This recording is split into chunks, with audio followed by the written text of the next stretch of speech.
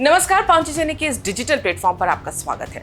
America में Republican राष्ट्रपति पद के उम्मीदवार डोनाल्ड ट्रंप के फ्लोरिडा स्थित गोल्फ क्लब के पास 15 सितंबर को दोपहर गोलीबारी हुई। जब यह घटना हुई उस वक्त ट्रंप गोल्फ क्लब में ही मौजूद थे। बंदूकधारी उनसे महज 500 गज की दूरी पर था। अमेरिका के पूर्व राष्ट्रपति की प्रचार टीम ने बताया कि फ्लोरिडा में ट्रंप के करीब गोली चली है, लेकिन वो सुरक्षित हैं। वहीं सीक्रेट सर्विस की ओर से यह कहा गया कि ट्रंप सुरक्षित हैं, मामले की जांच की जा रही है। हम इसे हत्या के प्रयास के तौर पर देख रहे हैं और मामले में संदिग्ध को हिरासत में भी ले लिया गया है। संदिग्ध की पहचान 58 साल के रेयान वेस्ले रूथ के रूप में हुई है। घटना स्थल से एक अत्याधुनिक AK-47 राइफल, एक स्कोप और एक गोप्रो कैमरा भी बरामद किया गया है। इससे पहले जुलाई में पेंसिल्वेनिया के बेथल पार्क इलाके में रैली के दौरान डोनाल्ड ट्रंप पर हमलावर ने गोली चलाई थी। दूसरा हमला है उन पर। इस हमले में भी ट्रंप बाल बाल बचे थे और गोली उनके कान को छूकर निकल गई थी। हमलावर थॉमस क्रुक्स ने रैली स्थल से 130 गज की दूरी पर स्थित एक छत से ट्रंप पर तब गोली चलाई थी। FBI अधिकारियों ने बताया कि हमलावर ने पेंसिल्वेनिया की रैली में ट्रंप को निशाना बनाने का फैसला करने से पहले भी किसी भी बड़ी सभा में हमला करने की एक पूरी विस्तृत तैयारी की थी। 15 सितंबर को ट्रंप पर हुए हमले के बाद ये सवाल उठ रहा है कि आखिर डोनाल्ड ट्रंप ही क्यों निशाने पर हैं? आखिर वो कौन लोग हैं जो डोनाल्ड ट्रंप की जान लेना चाहते हैं? CNN की एक रिपोर्ट के मुताबिक अमेरिका के अधिकारियों को पिछले कुछ महीनों में कई बार ईरान की ओर से ट्रंप की हत्या की साजिश रचने से जुड़ी एक जानकारी मिली थी। इसके बाद भी ट्रंप पर पहली बार हमला हो गया, फिर दूसरी बार भी ट्रंप पर हमला किया गया।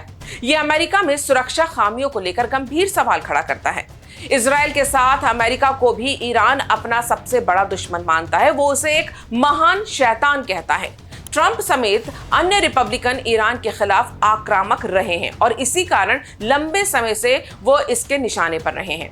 साथ ही प्रवासी और मुस्लिमों पर दिए गए बयान को लेकर कट्टरपंथियों का एक बड़ा वर्ग अमेरिका और पूरी दुनिया में है जो ट्रंप से नफरत करता है।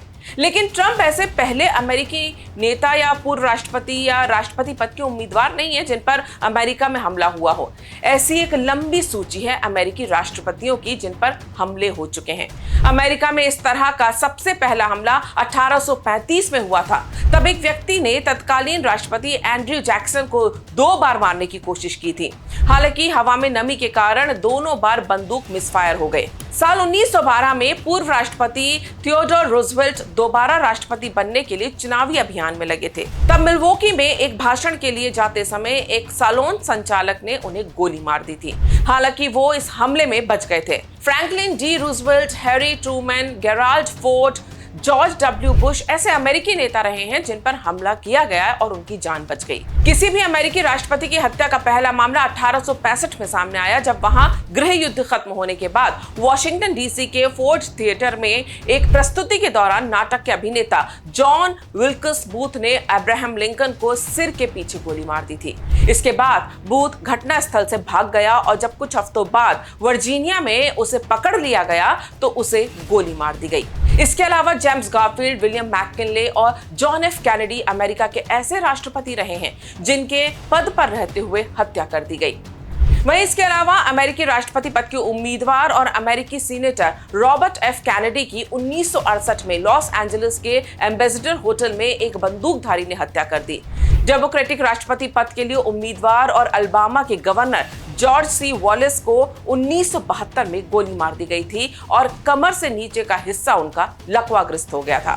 सवाल ये उठता है कि इतनी आसानी से जब राष्ट्रपति या राष्ट्रपति पद के उम्मीदवार या बड़े बड़े नेताओं पर गोली चल जाती है तो अमेरिका के गन कल्चर के ऊपर सवाल क्यों ना उठाए जाएं? अमेरिका में बढ़ती हिंसा और नफरत के पीछे वहां का गन कल्चर भी एक बड़ा रोल निभाता है। बीते 50 साल में 14 लाख लोगों ने जान गंवाई है। आज अमेरिका में औसतन हर दिन 100 लोग मारे जाते हैं। यहाँ पर गन इस तरह से मिलती है जैसे किसी स्टोर से सब्जियां और फल।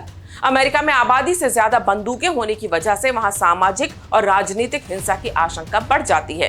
द ट्रेस की एक रिपोर्ट के अनुसार 1899 से अब तक अमेरिकी मार्केट में 49.4 करोड़ बंदूकें बेची गईं। इसमें से करीब 40 करोड़ बंदूकें अभी भी अमेरिका में सर्कुलेशन में हैं। आपको ये जानकर हैरानी होगी कि 2023 में 1.67 यानी करीब 1.25 करोड़ बंदूकें बेची गईं। वहीं 2024 में हर महीने अमेरिकी तकरीबन 14 लाख बंदूकें खरीद रहे हैं। इस साल जनवरी से अप्रैल तक करीब 55 लाख बंदूकें खरीदी जा चुकी हैं। 2020 में अमेरिका में मास शूटिंग की कुल 647 घटनाएं दर्ज की गई थीं, जिसमें 45,000 लोग मारे गए थे। ये हत्याएं कनाडा, ऑस्ट्रेलिया, इंग्लैंड और वेल्स समेत कई देशों से काफी ज्यादा हैं। पूरी दुनिया को अहिंसा, सहिष्णुता का ज्ञान देने वाले अमेरिका के लिए यह जरूरी है कि वो पहले अपने यहाँ बढ़ने वाली नफरत और हिंसा को रोके। और अगर वहां की सीक्रेट सर्विस अपने पूर्व राष्ट्रपति की सुरक्षा नहीं कर पा रही, तो वो चाहे तो भारत की एसपीजी से सीख सकती हैं, जिसने अपने गठन से लेकर आज तक 100% स्ट्राइक रेट से काम किया है। इसलिए अमेरिका अब अगर किसी और देश को इस पर ज्ञान देता है तो पहले उसे अपने गिरेबान में झांक लेना चाहिए। अगर आपको वीडियो पसंद आया तो इसे लाइक करें, शेयर करें और हमारे इस चैनल को सब्सक्राइब करें। धन्यवाद।